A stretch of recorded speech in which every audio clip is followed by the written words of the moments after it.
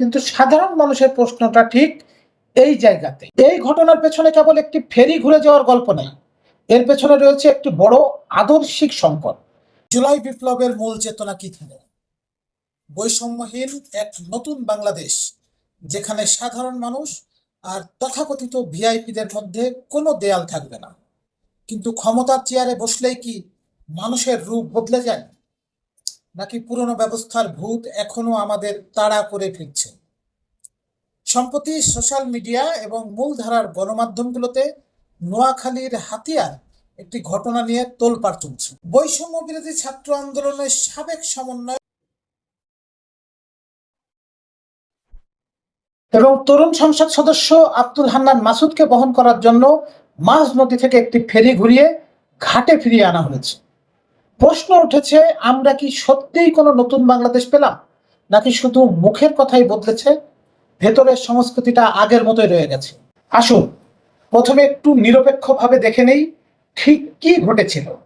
নোয়াখালীর চেয়ারম্যান ঘাট থেকে নলচিরা ঘাটের উদ্দেশ্যে ছেড়ে যাওয়া মহানন্দা নামের একটি ফেরিতে গণমাধ্যমের সূত্র অনুযায়ী ফেরিটি ঘাট ছেড়ে যাওয়ার প্রায় 23 মিনিট পর মাঝ নদী থেকে সেটিকে আবার ঘুরিয়ে চেয়ারম্যান ঘাটে ফিরিয়ে আনা হয়। কারণ কি? কারণ নোয়াখালীর 6 আসনের নবনির্বাচিত সংসদ সদস্য আব্দুল হান্নান মাসুদ হাতিয়া যাবেন এবং তিনি তখনও ঘাটে এসে পৌঁছতে পারেননি। শুধু তাই নয়, এর পরের দিনও আরেকটি ফেরি তার জন্য নির্ধারিত সময়ের চেয়ে প্রায় 2 ঘন্টা দেরিতে ছেড়েছে বলে যাত্রীদের পক্ষ থেকে তীব্র ক্ষোভ ও অভিযোগ উঠেছে।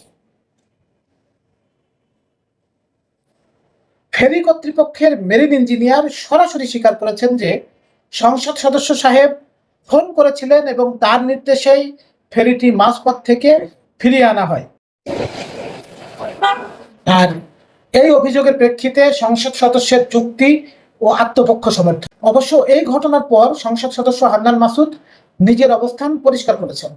তিনি গণমাধ্যমকে বলেছেন, আমি একজন সংসদ সদস্য, সরকারি কাজে আমার জরুরি ভিত্তিতে হাতিয়া যাওয়ার প্রয়োজন ছিল। তাছাড়া ফেরিটি ঘাট থেকে খুব বেশি দূরেও যায়নি। তার সমর্থকেরা বলেছে, জনগণের প্রতিনিধি হিসেবে জরুরি রাষ্ট্রীয় বা এলাকার প্রয়োজনে তাদের কিছুটা অগ্রাধিকার দিতেই। কিন্তু সাধারণ মানুষের প্রশ্নটা ঠিক এই জায়গাতে। এই ঘটনার পেছনে কেবল একটি ফেরি ঘুরে যাওয়ার গল্প নেই, এর পেছনে রয়েছে একটি বড় আদর্শিক সংকট। আর এই সংকটটি মূলত 3টি কারণে আলোচনার জন্ম। 1, জুলাইয়ের চেতনার সাথে সংঘাত। 2 নম্বর, সাধারণ মানুষের। নাম্বার 3, জরুরি কাজের অজুহাত। হান্নান মাসুদ কোনো সাধারণ ব্যাকগ্রাউন্ডের রাজনীতিবিদ নন।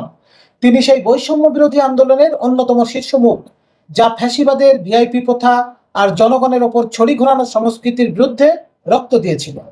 তাই তার কাছ থেকে সাধারণ মানুষের প্রত্যাশা ছিল আর 10টা সাধারণ রাজনৈতিক নেতার চেয়ে অনেক বেশি। একটি ফেরিতে শত শত সাধারণ যাত্রী থাকেন। অ্যাম্বুলেন্স থাকতে পারে, জরুরি রোগী থাকতে পারে। একজনের জরুরি কাজের জন্য পুরো ফেরি মাঝ নদী থেকে ঘুরিয়ে আনা কোন নীতিতে পড়ে? হাতিয়ার মানুষ বলছেন, তাদের ফেরি চলাচলের ইতিহাসে এমন ঘটনা তারা আগে কখনো দেখেন। আমাদের দেশের পুরনো রাজনৈতিক সংস্কৃতিতে যে কোনো নিয়ম ভাঙার পেছনে জরুরি কাজ বা রাষ্ট্রীয় কাজের একটা ট্যাগ লাগিয়ে দেওয়া হতো।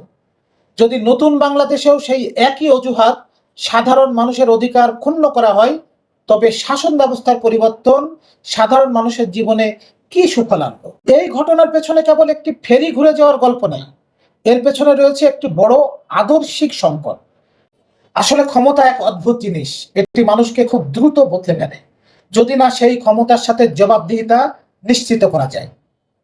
হান্নান মাসুদের মতো তরুণ নেতৃত্বকে আমরা সংসদে দেখতে চেয়েছিলাম এই ভিআইপি কালচার ভাঙার জন্য, নতুন করে প্রতিষ্ঠা করার জন্য নয়। মাঝ নদী থেকে ফেরি ফিরিয়ে আনার এই ঘটনা আমাদের মনে করিয়ে দেয়, ফ্যাসিবাদের পতন হয়তো হয়েছে, কিন্তু আমাদের ভেতরের ফ্যাসিবাদী মানসিকতা এবং ক্ষমতার অপব্যবহারের সংস্কৃতি এখনো রয়ে গেছে। এই সংস্কৃতি থেকে আমরা কবে বের হতে পারবো? আপনার কি মনে হয় একজন সংসদ সদস্যের জরুরি প্রয়োজনে মাঝ নদী থেকে ফেরি ফিরিয়ে আনাটা যৌক্তিক, নাকি এটি জুলাই বিপ্লবের চেতনার সাথে স্পষ্ট এক চরম রসিকতা? আপনার মতামত নিচের কমেন্ট বক্সে জানান। আজ এ পর্যন্তই। ধন্যবাদ, শুভকামনা। ভালো থাকবেন। নতুন কোনো আলোচনা নিয়ে যুক্ত হব অচিরেই।